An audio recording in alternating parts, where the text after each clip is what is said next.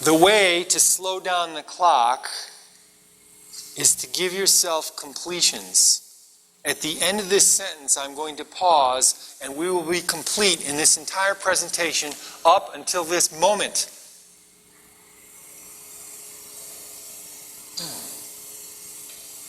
Here's the most dramatic completion I ever witnessed. I didn't realize what it was at the time. Again, years later, I reflected upon it and understood what it was. When I was 27 years old, I moved to Washington, D.C. from Connecticut. And the very first week that I was there, I was rooming with a friend I knew in college. I answered an ad in the paper to be part of a group house. That's what you did in the 70s. And this house with 2 women and 1 other guy was looking for a second guy. I answered the ad. I interviewed with them. They said yes. Bingo. Part of the group house. On the dining room table of the group house, this first few days that I was there, was an invitation to a party in the foggy bottom section of Washington, D.C. Is anybody familiar with Washington, D.C.? This is near George Washington University, reasonably close to the Kennedy Center, the State Department to the left, so on. Nice area, very nice area. So I see this invitation to a party. It's my first week in D.C. I'm going. Saturday night comes, I go to the party. It happens to be in some building where there's one particular room which is the condo association party room. So I find the condo association party room. I walk into the room, great atmosphere, great everything. There's 3 women not 20 feet from the door. They're standing.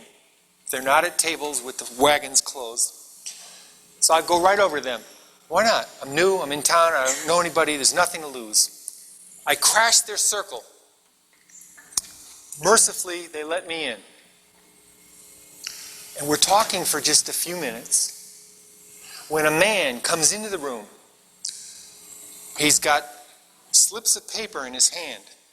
And in this huge voice he says, "Would anybody like to see Katharine Hepburn at the Kennedy Center? I have 4 free tickets." The 4 of us are closest to him. I presume the other 3 know each other. I don't know them. But the 4 of us look up and say, "We'll take it." I mean, party your first week in D.C., that's good. Free tickets to see Katharine Hepburn at the Kennedy Center, that's great. 3 dates, sure. I like your thinking. We get in a taxi, even though it's easily walking distance. We're there with plenty of time. It turns out that these 4 tickets are the front row of the balcony. Not exactly center, a little off, but excellent, excellent seats. We can sit there, we can look down, we can see the whole thing. And this is my first time at the Kennedy Center as a D.C. resident. I had been there as a tourist. So I'm in this theater. They've got carpeting on the floor, carpeting that runs up the walls. It's a beautiful place. Got these chairs, men dressed in, these great suits and tuxedos, women with high hair. And the play goes off without a hitch. I'm watching the first act. I'm sitting here watching the Kennedy Center crowd, watching Katharine Hepburn, sitting with these 3 women. I'm thinking to myself, what a country. In the second act, somebody stands up during the time that Katharine Hepburn is delivering her lines and snaps a flash picture. The late 70s, it's not built into the camera. It's a flash attachment right about where you're sitting. What's your name? Yeah. JB? Okay. Jane. Something that begins with a J.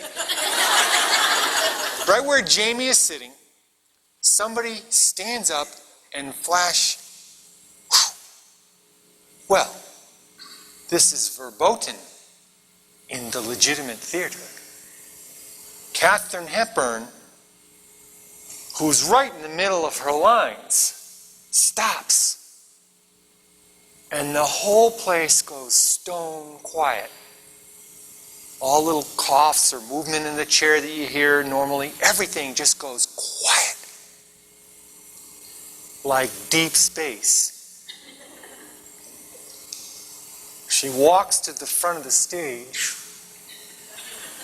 and in that Katharine Hepburn voice, she points to the guy and she goes, "How rude!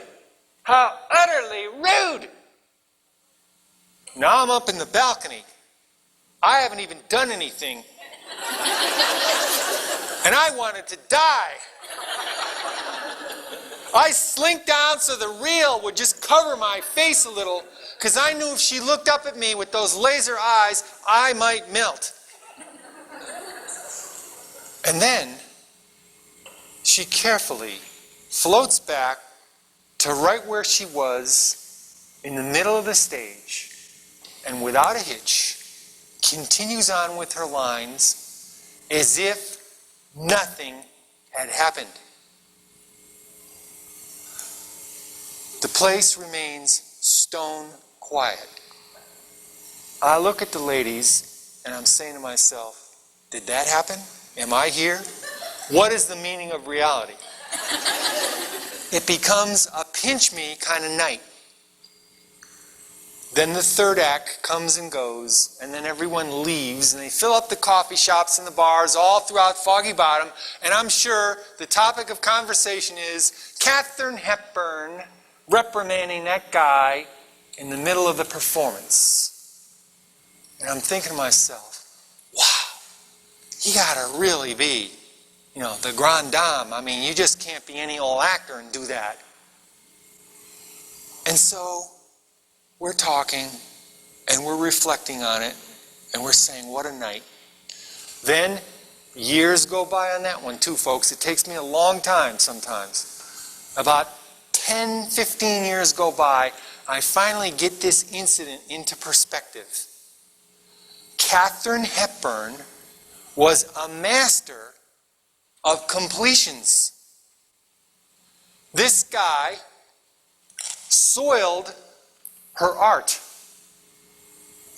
And instead of simply sloughing it off or pretending it didn't happen, where she probably would have just bottled it up and had it, irritate her all night, and when she walked across the way there to the Watergate Hotel and went to sleep that night, she might have been tossing and turning over this thing. Instead, she dealt with it right on the spot. Got over it, went right back to what she was doing. Now, that might not be the way you or I would proceed, and I can't tell you exactly what she was thinking, because not Katharine Hepburn, but it occurs to me that she probably slept soundly that night, and most other nights, in relation to relations with the patrons. She had a fine audience, that was fine. If she had somebody that wasn't so fine, she would take care of it, she would move on.